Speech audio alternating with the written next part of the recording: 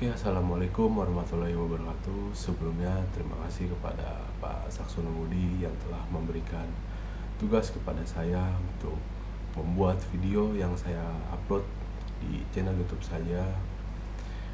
Tujuan video ini dibuat adalah untuk memenuhi salah satu syarat nilai UTS yang nantinya bakal saya upload ke YouTube channel saya. Untuk soal, langsung saja ke materinya. Berikan penjelasan tools yang ada pada Microsoft Word dan Excel. Terus yang kedua ada jelaskan proses menggunakan mail merge dalam bisnis. Yang ketiga ada jelaskan penggunaan fungsi lookup pada Microsoft Excel. Kemudian saya di sini sudah punya rangkaian atau rangkuman materi yang sudah saya buat. Untuk yang soal pertama, bagaimana sih kita untuk mengetahui tools-tools apa aja yang ada di Microsoft Word? Yang utama yaitu ada pada bagian home, karena dari dulu menu-menu tersebut atau fitur-fitur ini sangat berguna untuk kita menulis tugas ataupun mengerjakan pekerjaan agar memudahkan kita untuk menyelesaikan. Nah, di sini ada home tab. Home tab tuh seperti yang di sini di home, dan selanjutnya ada kayak font itu untuk memodifikasi tampilan teks seperti jenis font, ukuran, warna, bold, italic, underline dan lain-lain. Nah, di sini sudah masuknya font di sini. Kemudian ada paragraf itu untuk seperti alignment, left, center, right, depth, line, spacing, identification dan bullet numbering. Style ini gaya penulisan yang telah diatur sebelumnya untuk konsistensi dokumen. Seperti yang kita tahu, yang dulu pernah guru saya ajarkan itu, kalau sebelum nulis surat ataupun jenis dokumen lainnya harap disetting dulu ininya. Biasanya dulu tuh saya pakai Times New Roman dan ukurannya itu biasanya kalau nggak 11-12. Selanjutnya ada insert tab. Insert tab pada di bagian sini. Jadi ini di home, ada insert. Tables menyisipkan table untuk mengatur informasi dalam bentuk baris dan kolom. Nah, ada table sini biasanya digunakan untuk membuat data seperti kayak akuntansi segala macam, dan di sini untuk membuatnya menggunakan table tersebut. Kemudian ada fitur online fitur, ya itu bisa menambahkan gambar untuk bagaimana kita menaruh gambar di file kita gitu kan.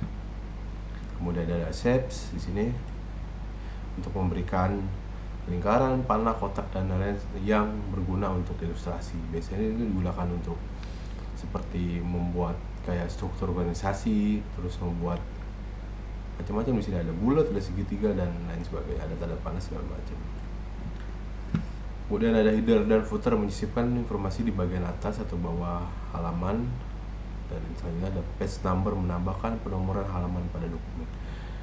Dan ini menurut saya sangat penting. Kenapa? Karena biasanya kayak saya itu kalau membuat seperti makalah ataupun dan lain sebagainya untuk tugas-tugas biasanya saya kuliah itu, saya menggunakan ini page number untuk membuat biasanya itu kayak ada daftar isi, dan saya menggunakan page number itu untuk memudahkan saya memberikan nomor dari setiap halamannya.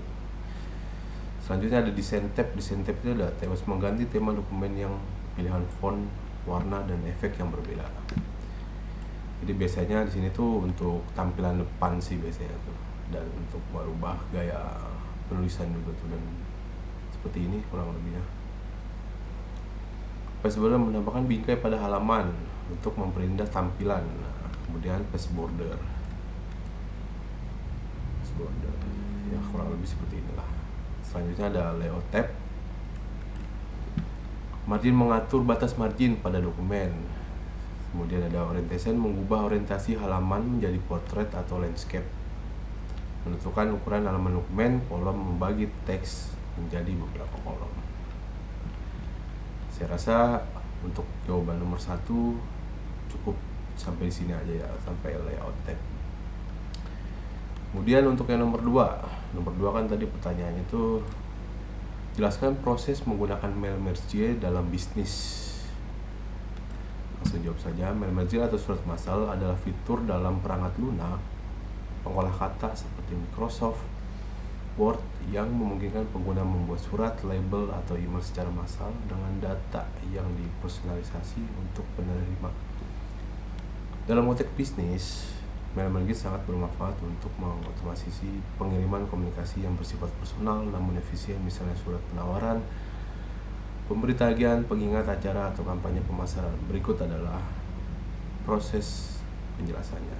Yang pertama ada mempersiapkan data. Jadi kita kalau misalkan mau ngirim surat ataupun email kepada satu atau dua orang atau bahkan kelompok ataupun organisasi, jadi kita harus siapin dulu nih data-datanya yang mana yang bakalan kita kirim. Kemudian kalau misalkan datanya sudah siap, buka dokumennya, terus mulai merge, ya kan, pilih sumber data, terus ada masukkan bidang mail merge,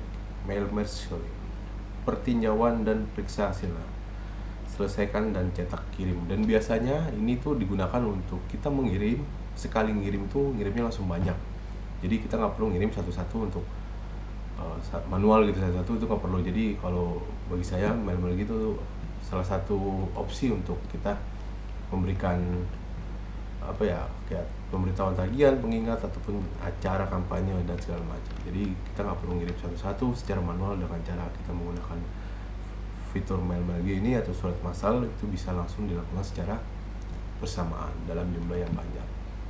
Itu kurang lebih dari saya untuk konteks bisnisnya. Itu ya kita mungkin dalam konteks bisnis dalam artian bekerja sama kali untuk mengirim surat itu untuk kepada satu atau dua orang atau bahkan kelompok tertentu. Kemudian saya rasa cukup untuk jawaban nomor 2. Selanjutnya nomor 3. Nomor 3, fungsi lookup pada Microsoft Excel digunakan untuk mencari nilai tertentu dalam satu kolom atau satu baris dan mengembalikan nilai yang sesuai dari kolom atau baris lain. Fitur ini sangat berguna dalam bisnis untuk menemukan informasi yang terkait dengan data tertentu seperti mencari harga produk berdasarkan kode atau menampilkan nama pelanggan berdasarkan ID.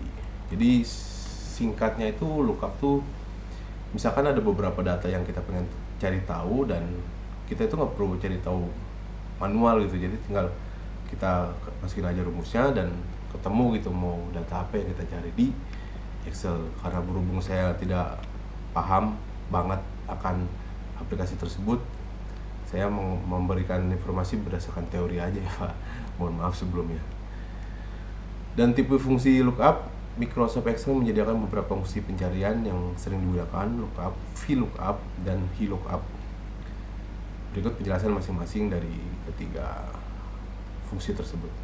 Yang pertama, lookup versi lama digunakan untuk mencari nilai dalam suatu kolom atau baris, tetapi jarang digunakan dibandingkan dengan VLOOKUP ataupun HLOOKUP karena keterbatasannya. Yang kedua, VLOOKUP vertikal lookup mencari nilai di kolom pertama, mengembalikan nilai di kolom lain pada baris yang sama. HLOOKUP horizontal lookup yang mencari nilai di baris pertama tabel dan mengembalikan nilai dari pada kolom yang sama. Jadi singkatnya, VLOOKUP ini membantu kita untuk mencari kolom ataupun baris